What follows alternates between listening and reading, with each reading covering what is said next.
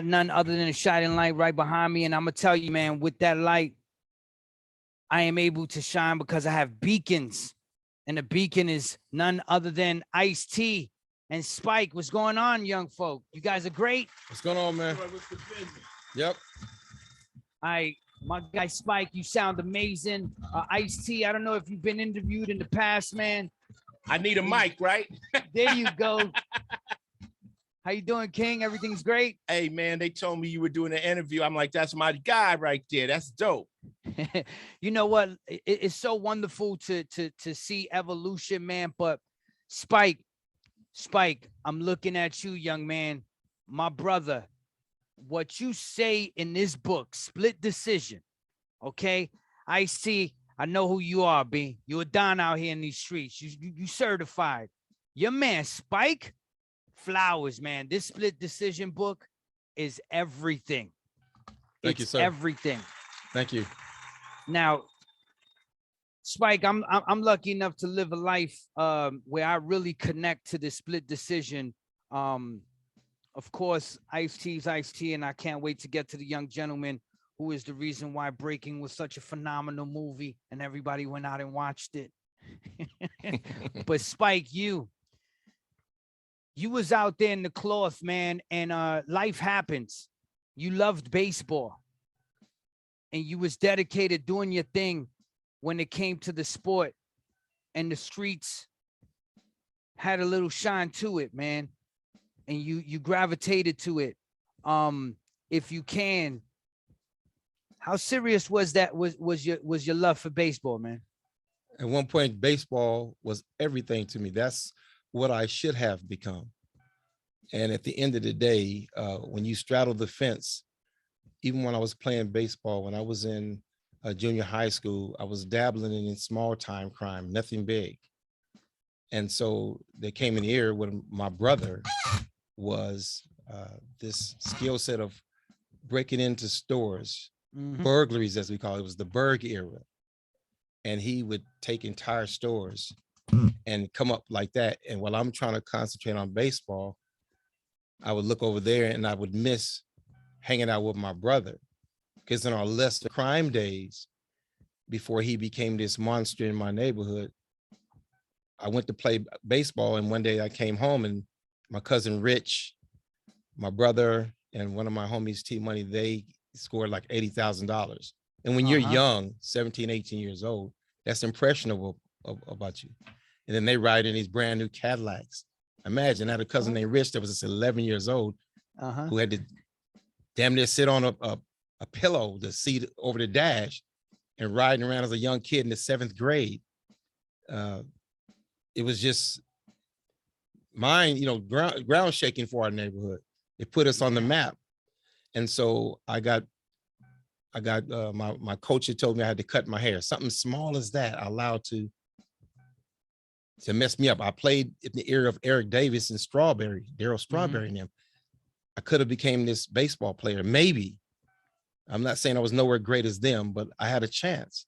And when that coach gave me the ultimatum, I didn't have enough. My morals and my principles was, let the street life take over me. And I was like, I'm not cutting my hair. That's my look.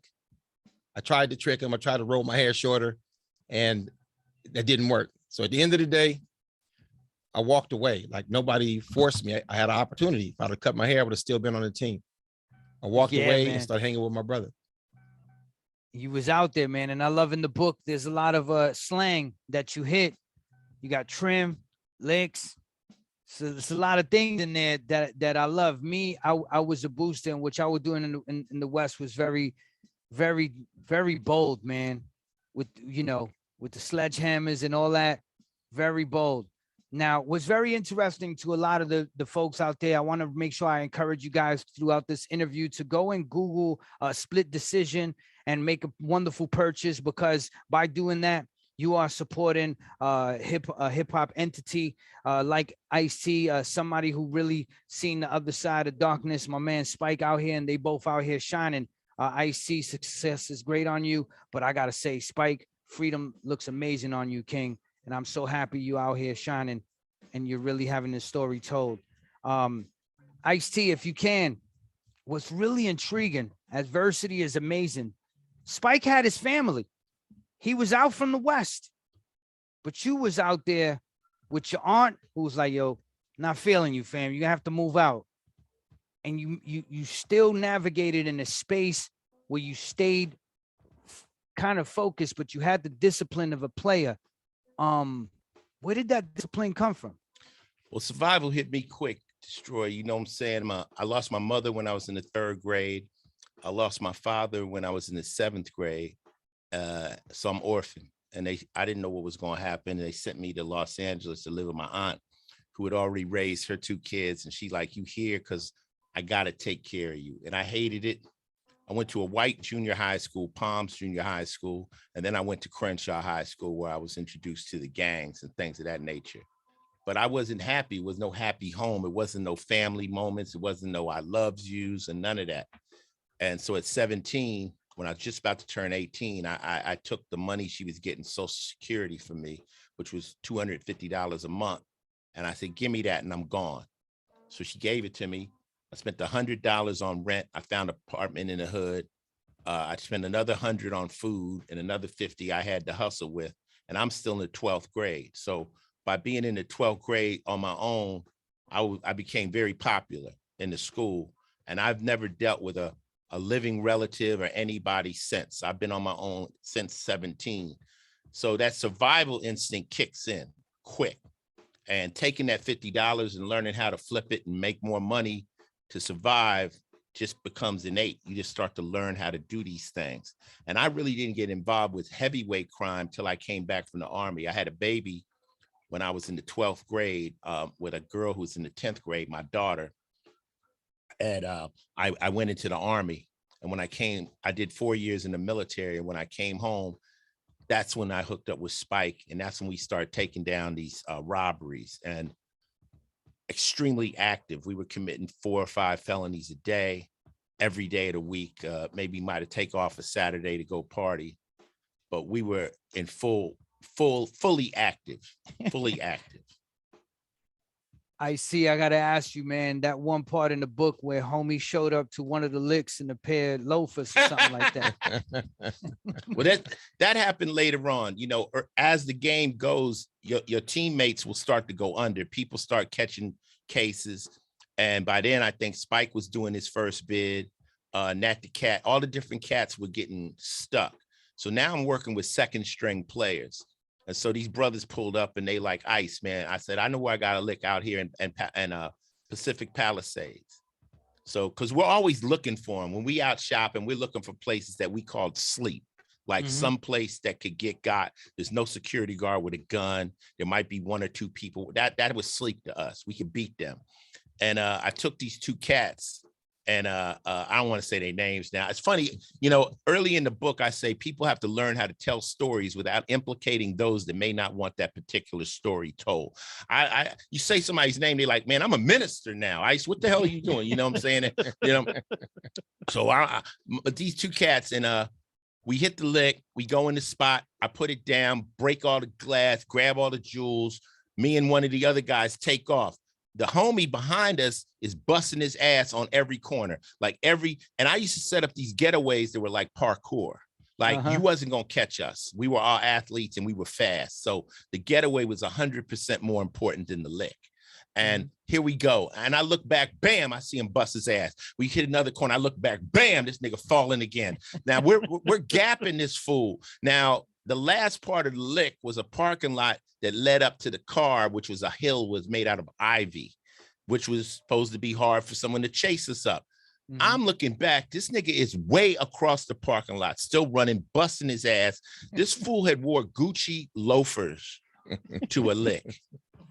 And then when I finally went down, Smash, it was Smash. Yeah. So we go back. I just said his name, but Smash don't care. So I go and I grab him, bring him in the car. This nigga has nothing, Destroy.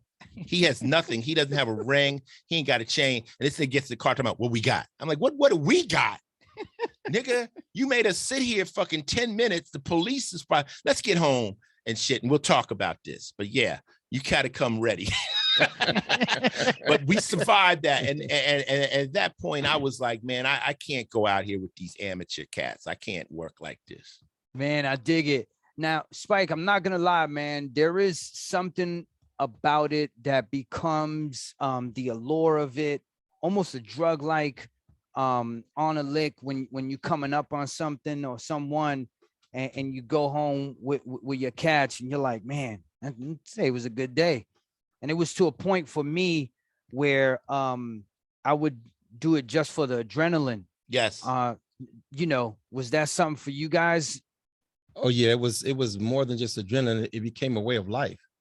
Mm-hmm. It's like we morphed into not only the characters to pull each crime out, it became a way of life. And so when we would get away with the crimes, it was like punching your clock in at the end of the day at a workplace.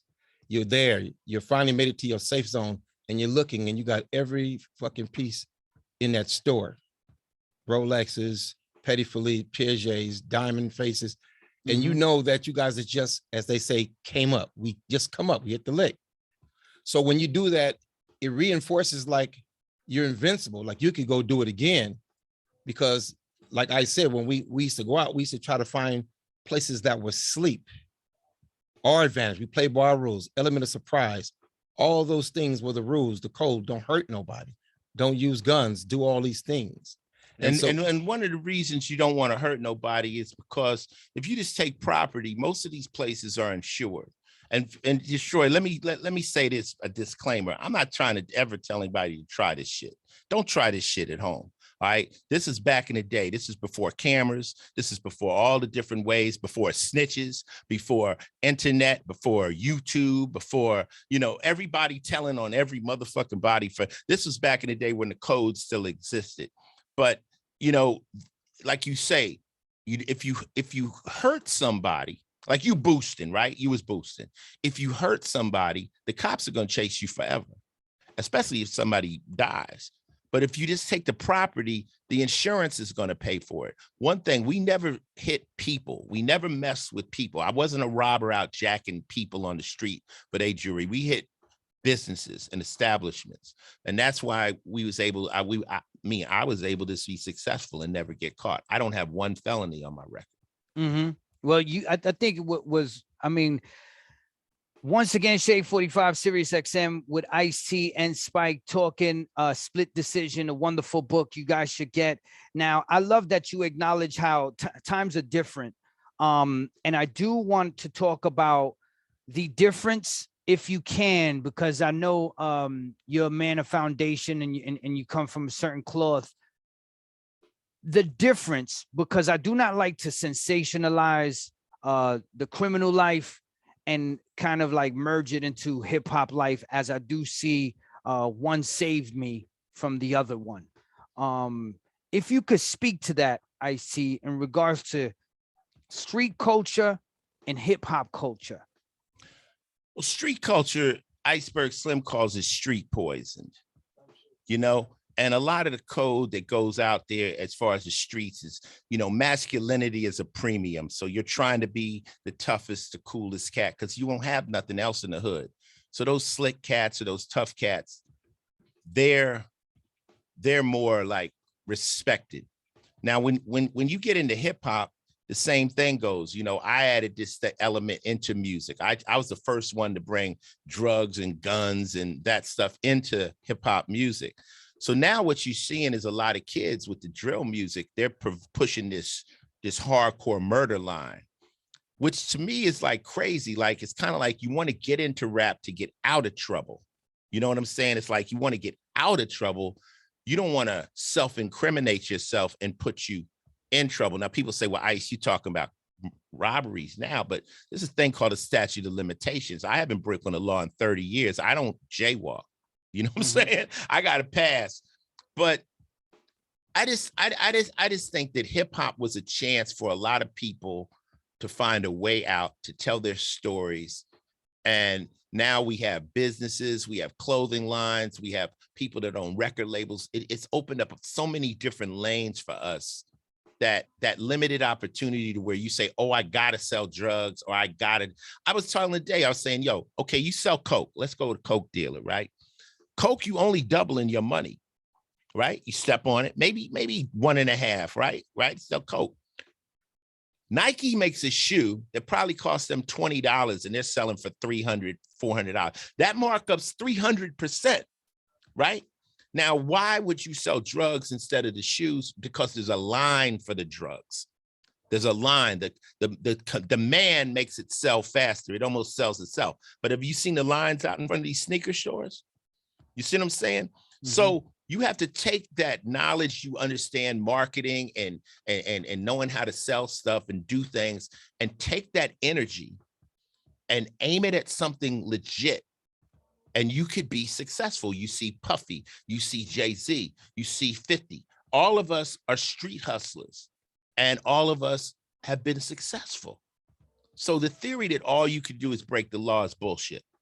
That's bullshit. That's limiting yourself to something that has a potential, like Spike has, a life sentence. So stop taking those risks, man. Don't, unless you really believe you're stupid and that's all you can do. If that's what you believe, I'm just fucked up. All I could do is be a drug dealer or a hustler. That's all you believe you can do. And so, and I don't believe that for anybody out there. Yep. You're definitely somebody who shined bright and came out, rise like a phoenix. Now, Spike, there's a moment when you go to the studio and you see everybody focused in the studio and everybody's like writing rhymes and you're like, what the hell's going on? I guess I got to figure out this writing rap shit. Now you was able to do one hand push-ups and all that, but on stage, but did you write a rhyme in that in those sessions? Well, here's the thing. Everybody does what they do best. Mm-hmm. And because it was new, the only connection I really had as far as this West Coast was Ice. He was the originator. The people on Rhyme Syndicate, the people that I was around, most of them were polished already, but they didn't live in California. Mm-hmm. We had some people that were here, Everlast, which became Whitey Ford, on and on, a few other people, but people like Donald D, people like Belial, people like, the rest of the guys that were part of the Rhyme Syndicate, Bango, they lived on the East Coast here. So my thing was, when Ice showed us hope through him, I tried to team up with Nat the Cat, who was way polished more than me. He had a real good style. And at the end of the day, we were trying to get a studio and stuff together. At the same time, I asked a couple of people and people were like, yeah, we'll get around, we'll help you. But for me, being so close right there, Ice allowed me to come on stage with him. I'll be one of the first ones on and one of the last to leave. And he allowed me to do certain things to show the world that Spike is part of the team of Rhyme Syndicate. We're also called the Old Crime Crew. And so because I didn't have patience, I can't blame this on nobody. Like I had a little bit of skills, but not what I was seeing, how I would see Donald D flow, how I would see Ice flow, how I would see Nat the Cat flow, how I would see Everlast flow. These guys already had their foot in the game. And so me, I wanted in. So when we came off tour, it was back to, okay, ain't nothing happening right now. Let me go back to my world where I know how to do some shit. I know how to get in and out and make $200,000 or $300,000 in 5 minutes. So that was my adrenaline. That was where I felt comfortable. But the plan was for me to go and sock away a war chest where I can get me a studio. Yeah. And then I could take my time and wouldn't have to rob or steal anymore because I wanted out. But at the end of the day, my day job was that. And I was conditioned for so long. So because I wasn't patient enough for somebody to come help me, okay, because everybody's trying to come up with a hit and everybody's trying to do what they need to survive. Even though those guys was polished, the whole irony is everybody's trying to take care of themselves first. They have to. And so, I tried to write some things, but when I came around, the fellas were like, man, these dudes got, cadence, similes, metaphors. These dudes are raw. Do you remember a line? When I was young, I wrote because Lord Finesse, and my first 2 lines was Disco Davis, the dope shit out now, knock you through the sky like a white cloud. That's Lord Finesse. I'm a son of that. Do you remember any lines that you wrote? I remember lines I wrote when I got better. Because listen, and that was big. I was gone for 26 years, but I ended up getting better. I know you were. I ended up getting better. And when I got locked up, but the problem was I thought I was going to die in prison. But when I did, get better, I can flow some. Addicted to cash, met Snickers with bad habits, branded start automatics, picking up the sink to fucking Titanic, feeding for fatty with faster. I got better. Oh my rip God, some hold shit. on. So I can rip Sheesh. some shit if I wanted to. Man. So at the end of the day, but I had to study people like Pac, Scarface, the guys Ice. I had to study my home base, but I'm locked up doing 35 to life. So what good is it? So what good is it? Yo, bro, there's I once again, I just want everybody to understand Ice-T and Spike are here. We are talking about Split Decision, a book where two homies who started as former crime partners just go on in different ways, and just life just happens, man. This I relate to this because I do have a buddy I got stitches for that he ran, and our life turned out pretty tricky as well, man.